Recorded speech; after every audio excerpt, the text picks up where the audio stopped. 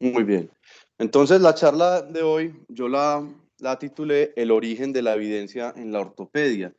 El contenido que vamos a hablar de la charla es una mirada ética y filosófica del asunto con algunos criterios personales donde pues expondré algunos comentarios y unos problemas y voy a desarrollar la charla basada en problemas y soluciones. Las primeras preguntas para analizar serían, ¿por qué es importante hablar de este tema? ¿Por qué es importante hablar de la evidencia? En la evidencia, ¿será que es necesario analizar nuestras conductas médicas desde la evidencia?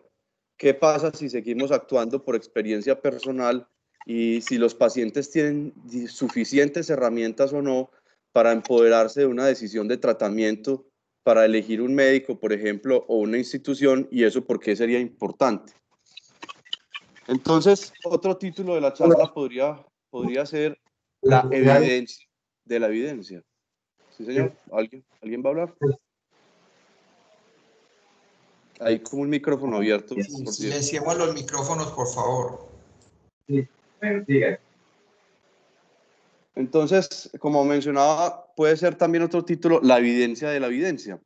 ¿Será prudente entonces confiar en la investigación científica solo porque son artículos publicados?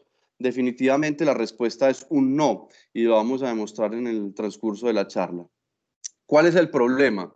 El problema es que al no realizar un correcto análisis de la evidencia científica, estamos incurriendo en decisiones innecesarias, lo que va a llevar posteriormente a medicamentos innecesarios, procedimientos innecesarios, exámenes e imágenes y dispositivos médicos que muchas veces no son necesarios si no se realiza un correcto análisis de la evidencia.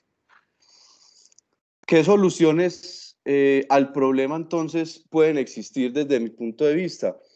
Uno, volver a las ciencias básicas y a los principios de la ortopedia. Dos, eh, incursionar y enseñar más desde el punto de vista ético.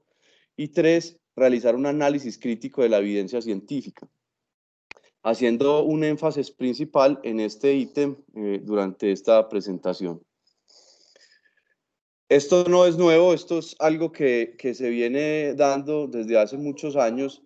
Estos son algunos ejemplos y estos son recortes de títulos de periódicos importantes en el mundo, donde se observa la preocupación global por los procedimientos y las conductas en la ortopedia, cuestionando las necesidades de las cirugías, el beneficio o el daño de algunos procedimientos médicos y un llamado, como dice este título, a la ética en los cirujanos ortopédicos en diferentes lugares del mundo. Es así como algunos de los recortes que existen en estos periódicos y que son periódicos importantes, por ejemplo, The New York Times, The Sydney Morning, The Guardian, hablan de la necesidad y la evaluación que se le están haciendo constantemente a los ortopedistas con las decisiones que se están tomando y si son necesarias o no. Y como les contaba, esto no es nuevo. Miren esta publicación de este artículo en el New York Times en 1976, donde hablan también de la necesidad de estos procedimientos y este artículo publicado en el American Medical Associated, donde hablan y se preguntan de por qué los cirujanos siguen realizando procedimientos que muchas veces son innecesarios. Se estima que hay un 2.4 millones de procedimientos innecesarios en América con un costo por encima de los 3.9 billones que causan unas 11.900 muertes en procedimientos innecesarios en Estados Unidos. Estas son cifras pues alarmantes que nos deben poner a pensar un poco en lo que hacemos y a reflexionar un poco de lo que hacemos día a día. ¿Por qué ortopedia? Porque hay un especial interés en ortopedia, porque la ortopedia implica innovación tecnológica, implica innovación mecánica, implica estudio de materiales y dispositivos y un soporte en la industria farmacéutica muy grande. Por lo tanto, ortopedia se vuelve un blanco de investigación en este aspecto. Pero tenemos que recordar que como también existe un efecto placebo en los procedimientos y en los medicamentos, también podemos hacer daño y eso es un efecto nocebo, se llama un efecto nocebo al contrario pues del efecto placebo. Y que por principio ético nosotros tenemos este principio de primero no hacer daño y tenemos que partir desde este principio. Se debate entonces la importancia del efecto placebo en muchos de los procedimientos y medicamentos que en medicina se recomiendan como tratamiento y si realmente entonces era necesario intervenir o suministrar este medicamento a los pacientes cuando el efecto placebo muchas veces es el que demuestra que está funcionando y que está siendo eficaz. Este es un estudio interesante del 2018 donde quisieron evaluar este efecto placebo y nocebo, cómo es de importante y cómo impacta con los factores que se asocian a estos en las patologías musculoesqueléticas como se presenta en este estudio. El dolor y la percepción de disconfort en las patologías musculoesqueléticas no solo depende de factores físicos, sino que cada vez se le da más importancia a los factores psicológicos, sociales y familiares. Es así como ellos empiezan a estudiar algunos factores contextuales alrededor de la enfermedad, como es, por ejemplo, la expectativa del paciente, los antecedentes, las características basales, el comportamiento clínico, las creencias, las sugerencias verbales, por ejemplo, el encuentro terapéutico positivo con otros grupos de poblaciones que tengan las mismas enfermedades, enfoques centrados en el paciente, aprendizajes sociales, las terapias abiertas, que son estas terapias donde intervienen el médico y el paciente conjuntamente, la posología de la intervención, la modalidad de administración del tratamiento y características tan simples como el marketing del mismo tratamiento pueden influir una atmósfera alrededor del tratamiento generando un efecto placebo o un efecto nocebo. Todas estas características, las relaciones, las características del paciente, el tratamiento y todo eso, entonces en el artículo lo exponen de gran importancia para este efecto placebo o nocebo. ¿Qué implicaciones tiene esto? Que si un paciente, por ejemplo, no está influenciado por todos estos contextos terapéuticos, tiene menor posibilidad de éxito. Es decir, si usted logra impactar la vida del paciente, no solamente desde un punto de vista de tratamiento, sino todos estos factores sociales que acabamos de mencionar, el tratamiento tiene un poder de éxito aún mayor y se ha podido estudiar estos conceptos.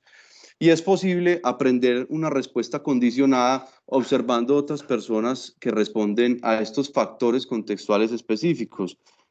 Aquí entonces se resalta la importancia de agrupar estos pacientes y que entre ellos mismos vean progresos que pueden influenciar a toda una población pues, que esté sufriendo la misma enfermedad. La intervención múltiple reduce significativamente el dolor más que la terapia realizada con interacciones de terapia neutral. Es decir, que terapias combinadas con múltiples disciplinas, teniendo en cuenta el paciente, han tenido un mejor resultado para este estudio. Y como ya había mencionado, los pacientes que responden menos al placebo tienen menor respuesta al tratamiento. En todos estos factores contextuales, si no responden, probablemente tenga una menor respuesta a ese tratamiento. Entonces empieza una problemática de los procedimientos y las cirugías innecesarias y esto tiene un comportamiento ético delicado y también un comportamiento técnico quirúrgico. ¿Qué sería entonces una cirugía innecesaria o un procedimiento innecesario? Es la que se efectúa sin un beneficio del paciente, que va en contra del principio de no maleficencia, al no considerar las consecuencias de los daños y agresiones y el acto que no tuvo un fundamento en las decisiones médicas, donde empieza a resaltar la palabra evidencia para poder apoyarnos hoy en día de esos fundamentos en las decisiones médicas. Y existe un cambio en la percepción del médico. Realmente el acelerado crecimiento de la medicina en este momento ha provocado un deterioro en las proyecciones del médico, donde hemos pasado de una medicina científica a una medicina social a una medicina mercantilista. Y como les contaba, ha cambiado esa proyección del médico, convirtiéndolo en un profesional al que se le pide y se le exigen resultados. y no solo se exigen resultados, sino que esos resultados se exigen con ciertas características, y es que esos resultados deban ser rápidos, sean efectivos y sean de bajo costo.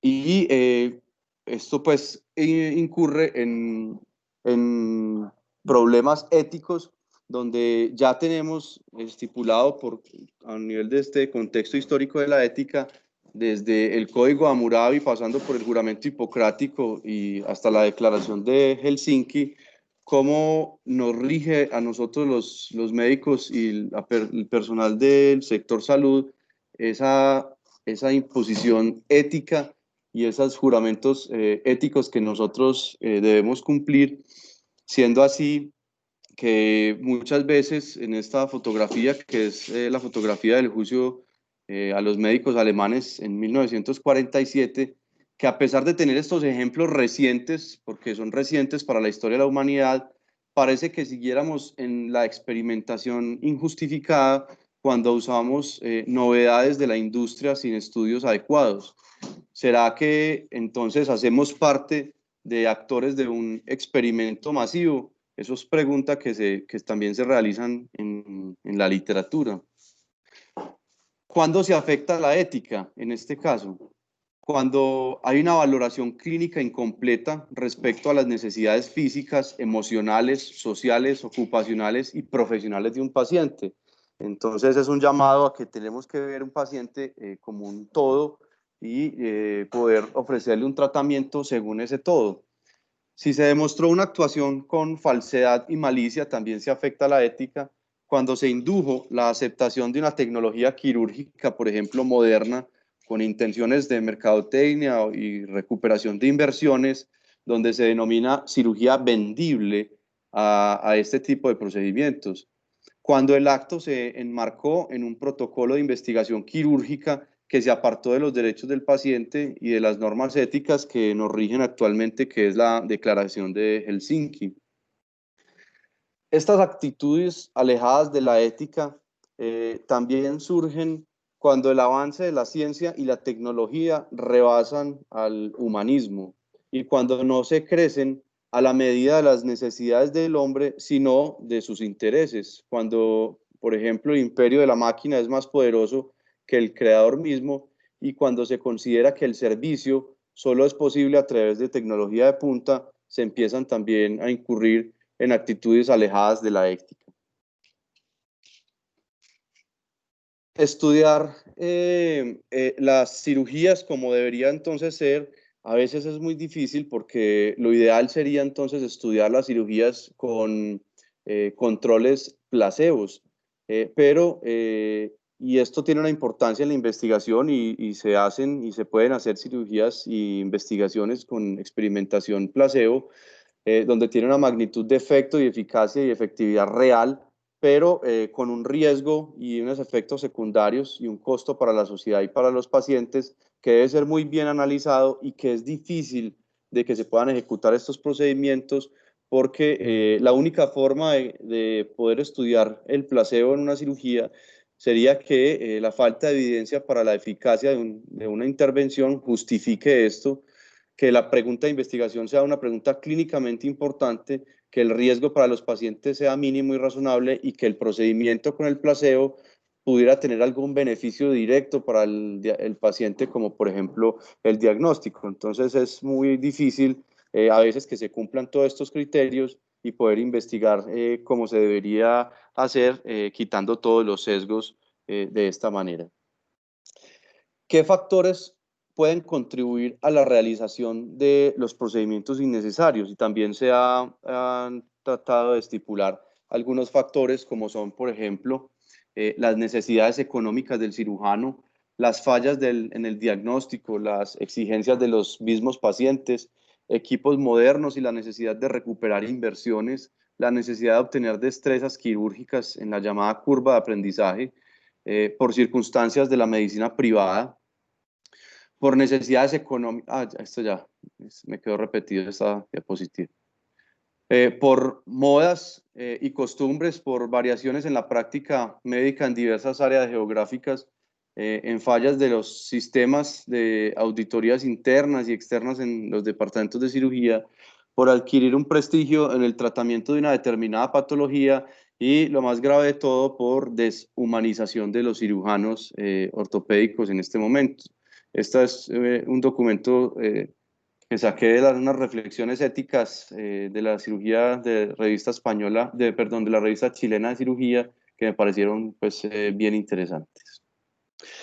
Existe entonces una pelea en la literatura científica de justificar múltiples argumentos e inicia una carrera por demostrar verdades subjetivas donde caben muchas interpretaciones, lo cual se vuelve peligroso porque da cierta seguridad al actuar.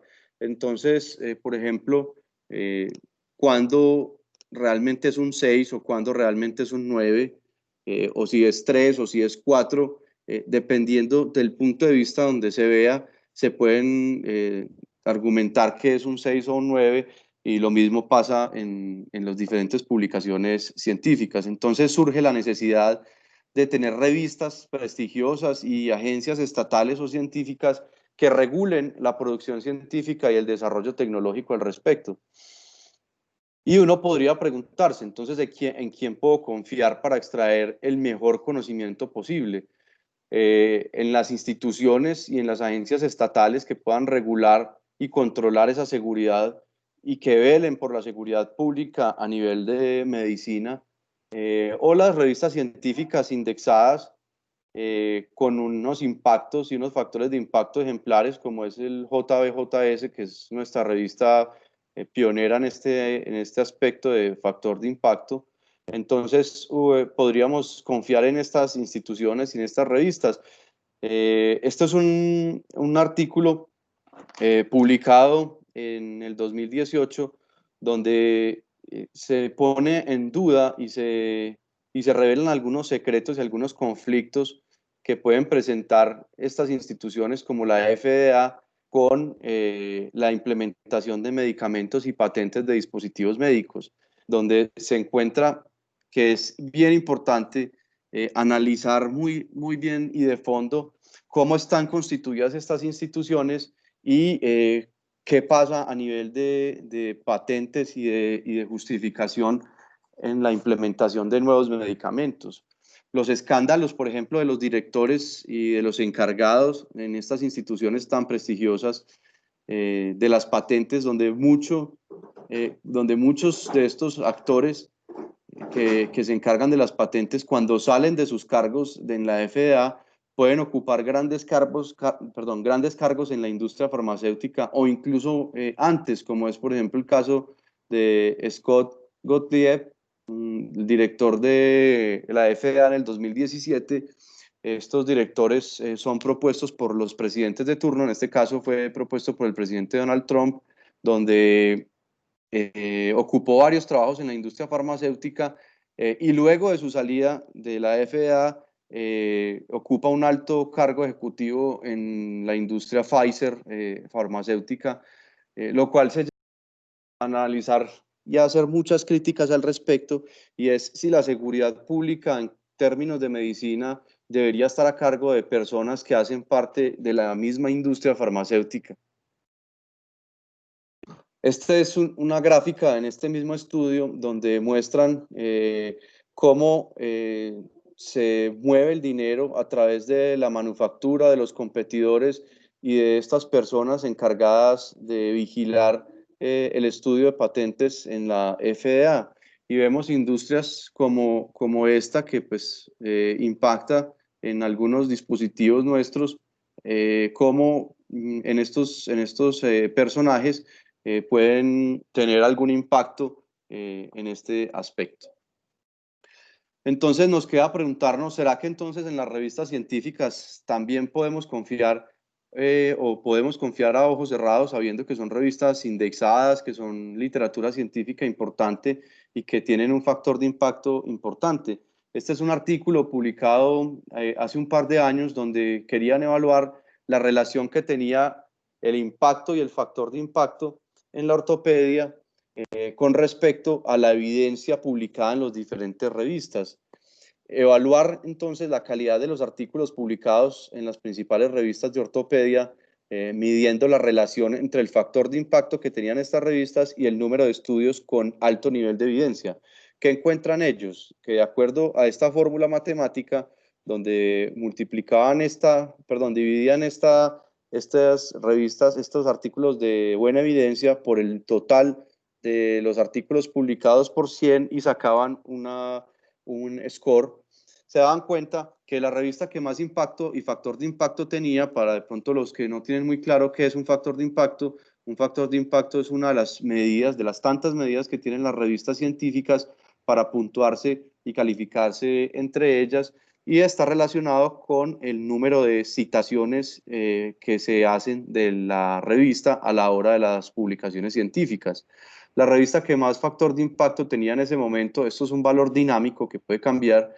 Para este momento, la revista con mayor factor de impacto era el JBJS americano, con un factor de impacto de 5.2, y ellos se dan cuenta que a pesar de que hay revistas con buenos factores de impacto, que se dice en epidemiología que un buen factor de impacto debe estar por encima de 2 o 3, lo que quiere decir que estas que escogieron tendrían un buen factor de impacto. A pesar de esto, el número de ensayos clínicos de revisiones sistemáticas de buena calidad sigue siendo muy bajo en todas las revistas, con menos del 10% del total de los artículos. Por lo tanto, hay un 90% de artículos que probablemente no tengan la mejor evidencia y que sí estén sirviendo para basarse en muchas de las decisiones que tomamos en nuestros actuares en la ortopedia, estos niveles de evidencia tan bajos. Entonces, ¿qué nos queda? Nos queda volver a las ciencias básicas y a los principios de la ortopedia, volver a la ética, volver a la medicina basada en la evidencia y a este análisis crítico de la literatura científica al que yo le propongo este nombre, y es la evidencia de la evidencia de lo que hay en la evidencia. Volver a la ética es pues recordar algunos aspectos del juramento hipocrático, donde quise resaltar y es que desempeñaré mi arte con conciencia, analizando todo y con dignidad. La salud y la vida del enfermo serán las primeras de mis preocupaciones. Y aparece entonces sugerencias a raíz de todo este conflicto ético internacional en ortopedia y en Estados Unidos, algunos dictámenes y algunos códigos éticos para los ortopedistas y los cirujanos ortopédicos propuestos por la Sociedad Americana de Ortopedia en el 2015, donde quisiera resaltar los conflictos de interés, mantenerse competente y la responsabilidad académica e investigativa a la hora de tomar las decisiones. Y es acá donde sigue apareciendo en primera línea la evidencia y poder analizar nuestra literatura y nuestras decisiones a la luz de la evidencia científica. Y no solo en el aspecto internacional, sino que nosotros nos rige un Tribunal Nacional de Ética Médica, y donde a raíz de esta ley 23 del 81, en el artículo 11, el artículo habla de que el médico no expondrá a su paciente a riesgos injustificados, y esos riesgos injustificados y procedimientos o tratamientos injustificados, ellos los definen como esos exámenes o procedimientos que se atienden en los pacientes y que pueden ser los prescritos, por ejemplo, sin un previo examen general, y los que no corresponden a la situación clínico-patológica del paciente. Y aparece una necesidad a nivel mundial de empezar a homologar conceptos, empezar a homologar tratamientos y decisiones internacionales, porque antes cada institución o cada médico se justificaba para poder hacer su propio tratamiento, y esto llevaba a grandes errores en la medicina. Por esto se intentó agrupar estos comportamientos y estas decisiones a la luz de una herramienta que se presta en la ciencia, que nace como la medicina basada en la evidencia. Cuando uno busca, por ejemplo, en Google medicina, encuentra 1.280 millones de resultados.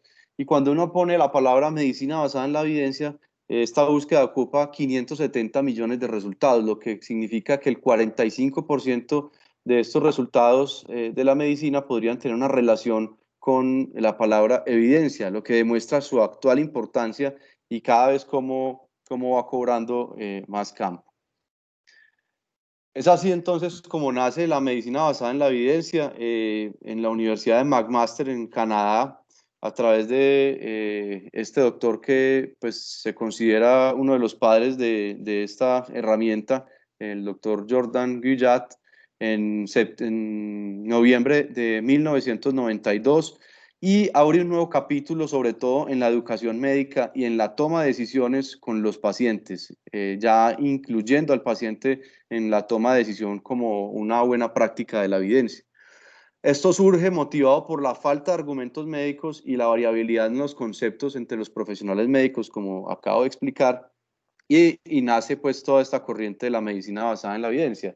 ¿Qué es? Esta medicina basada en la evidencia entonces debe usar la mejor evidencia disponible, la participación del paciente y valorar cuán confiable es la evidencia disponible. Esa confiabilidad, entonces, alrededor de una prueba diagnóstica, cuál es el procedimiento en una determinada condición y el pronóstico en una determinada condición y cuál es el impacto de las opciones terapéuticas. Todo esto son ítems que se analizan en la medicina basada en la evidencia y por eso su importancia.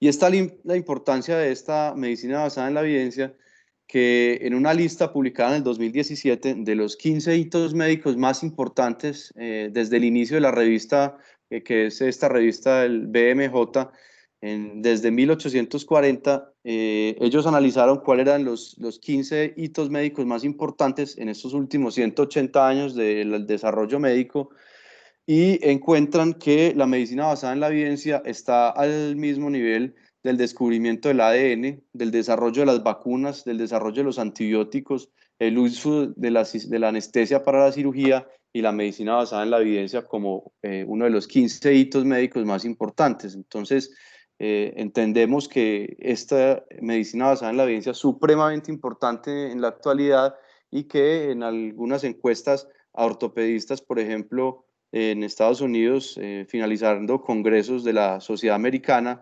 se les pregunta si reconocen, por ejemplo, la importancia de la medicina basada en la evidencia y casi todos dicen sí. Y la pregunta siguiente es si la usan en su práctica médica. La respuesta de muchos es no. Entonces es muy preocupante que reconozcamos y que entendamos el concepto y la importancia actual y actuar sobre esta medicina basada en la evidencia. Esta medicina basada en la evidencia debe incluir habilidades comunicativas con el paciente y decisiones compartidas con el paciente. Y estas tres agrupadas son la mejor herramienta para tomar decisiones, y esto es lo que se denomina un óptimo cuidado del paciente en las guías de buena práctica clínica, que es allá donde deberíamos apuntar todos nuestros tratamientos, teniendo en cuenta las decisiones del paciente, la habilidad del médico para explicarle al paciente y poder establecer unas guías de tratamiento y unos protocolos de manejo. Esta es la importancia de la medicina basada en la evidencia, que incluso se ha propuesto como una ciencia se han analizado en artículos científicos si la medicina basada en la evidencia epistemológicamente es una ciencia o no.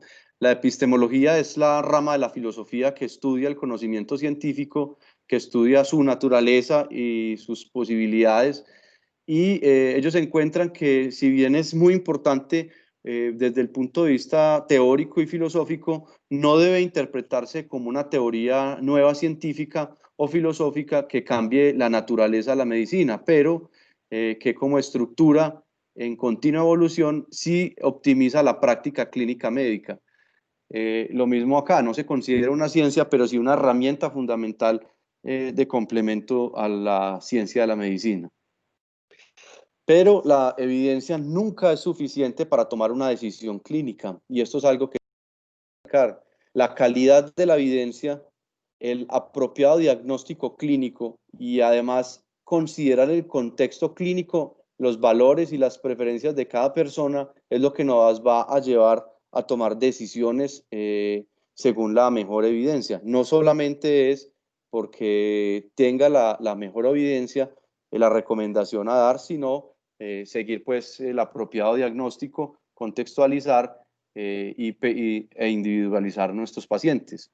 Y aparece un término que me pareció muy interesante, la medicina mínimamente disruptiva, donde se debe tener en cuenta la vida personal del paciente y cómo la carga de tratamiento en algunos pacientes, como se muestra en esta gráfica, puede ser peor que la enfermedad.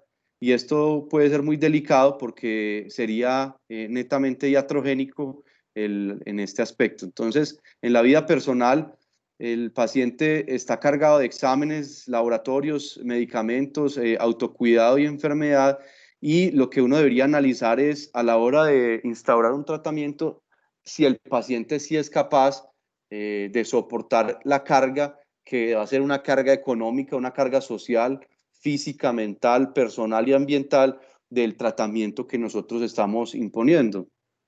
Entonces se debería establecer la carga del tratamiento, fomentar la coordinación en la práctica clínica, confirmar la comorbilidad en la evidencia y priorizar desde la perspectiva del paciente y no muchas veces en la que nosotros imponemos. Lo otro es que es muy importante entender que la evidencia y la solidez del conocimiento es un proceso largo en el que representa una sumatoria de aspectos que juntos cobran valor. Y este es un artículo donde se quiso evaluar los avances clínicos y demostrar que los avances clínicos generalmente se basan en trabajos que en el momento en el que se realizaron no tenían una aplicación clínica y entonces defender un mayor gasto en la investigación básica, en fuentes del conocimiento que sustentaban 10 avances claves a la realización en los últimos 30 años anteriores en el tratamiento, por ejemplo, en este caso farmacológico de la hipertensión y el desarrollo de la cirugía cardíaca. Ellos quisieron evaluar esos 10 avances en ese aspecto, cuántos estudios clínicos necesitaron para llegar a esos 10 avances, y ellos calcularon que a esos 10 avances necesitaron 137 cuerpos de conocimiento que denominaron cuerpos de conocimiento a los avances científicos que pudieron llevar a estos 10 avances médicos. Y estos 137 cuerpos de conocimiento o estudios provenían de más de 2.500 estudios anteriores, lo que quiere decir que el conocimiento, como mencioné, es un proceso que representa la sumatoria de muchos aspectos que juntos es que cobran valor. ¿Por qué traigo esto? Porque es un defecto importante en la educación científica y en la secundaria y en la escuela y en las universidades perpetuar el mito de que una persona es igual a un descubrimiento. Por ejemplo, que Marconi es igual a la tecnología inalámbrica o que Edison es igual a la luz eléctrica, porque surgen preguntas como, ¿se puede entonces o será prudente confiar en la innovación espontánea en ortopedia? ¿Será prudente confiar entonces en cuanta innovación aparezca, desconociendo muchas veces los aciertos del pasado solo porque es algo nuevo? Y entonces surge la pregunta, ¿nuevo es igual a bueno de la misma manera? Y claramente creo que la respuesta es no, porque muchas, por ejemplo, en cuanto a estos escándalos en las patentes y todo esto, muchas de las aprobaciones de la patente dependen de personal no técnico que está tomando decisiones sobre industrias y grandes implementos pues, de mercado, donde las patentes se regulan muchas veces por equivalencias previas, y esto es un importante factor de riesgo a la hora de patentar todos estos dispositivos médicos. Y es que a la hora de usted patentar algo por equivalencia médica, no requiere unos estudios tan rigurosos, no requiere seguimientos tan rigurosos, sino que se patenta de acuerdo a lo que ya está en el mercado. Y muchas veces esto lleva una cadena larga hacia atrás, donde se dan cuenta que hay instrumentos, donde hay dispositivos médicos, por ejemplo, que están patentados de algunas patentes que ya están vencidas y por equivalencia ya no existen en el mercado, o que incluso ya están retiradas, pero que por ese procedimiento de patentes por equivalencia podrían incurrir en este tipo de errores. influencias en la industria y en las instituciones. La investigación paga por la industria. Es un gran porcentaje de la investigación científica en el mundo es paga por la industria, y lo cual deberíamos siempre analizar de manera crítica. Estudios con pequeñas poblaciones pagadas y manipuladas muchas veces a la hora de evaluar la efectividad. Los estudios, como les mencionaba, no requieren seguimientos largos, y entonces en 1 o 2 años de seguimiento ya empiezan a comercializarse, y puede que esto no sea suficiente a la hora de analizar la seguridad de nuestros pacientes. Y otro aspecto, y es que la tecnología avanza más rápido que el conocimiento científico, lo cual crea necesidades a la hora de implementar esto en el mercado global de salud. Y es aquí donde me parece interesante la frase que nos da un profesor nuestro, donde él habla que uno debería ser un novillo del centro del rebaño y no ir adelante desbocado, porque le pueden pegar en los cachos, o ir atrás rezagado porque le pueden chuzar, ya sabemos qué. Y entonces, ¿qué tenemos? Volvamos entonces a la esencia de la medicina. Poder hacer, por ejemplo, un diagnóstico sin exámenes, o hacerlo con el mayor argumento y fundamentación clínica. Pensar entonces como antes, con el conocimiento actual, invertir educación y tiempo en lo verdaderamente esencial, volver otra vez a la ética y al paciente, analizar y entender muy bien la medicina basada en la evidencia, análisis crítico, y ya sabemos en quién se puede confiar y en quién no, de acuerdo a lo que mencioné anteriormente. ¿Qué nos queda entonces? Aferrarnos a los principios y a las leyes filosóficas de la medicina, la propuesta es: volvamos a lo simple. ¿Qué es lo simple? Estos personajes que les voy a mostrar a continuación se han homologado con las leyes y las leyes filosóficas de la medicina clínica, donde son personajes y contextos históricos que han servido de ejemplo para la formulación de las leyes y los principios filosóficos en la educación médica, como es, por ejemplo, Guillermo de Ockham, que es la famosa navaja de Ockham, donde la explicación más simple es la más probable. Si yo tengo algunas patologías o algunos síntomas que unidos me hacen entender que es una enfermedad, pues piense que tenga esa enfermedad y no que tenga múltiples enfermedades. La explicación más simple es la más probable, como se obtiene pues de la experiencia de este monje Guillermo de Ockham. La ley de Sutton, que es lo obvio. Este es un ladrón muy famoso a mediados del siglo pasado, donde fue incluso uno de los ladrones más buscados del FBI.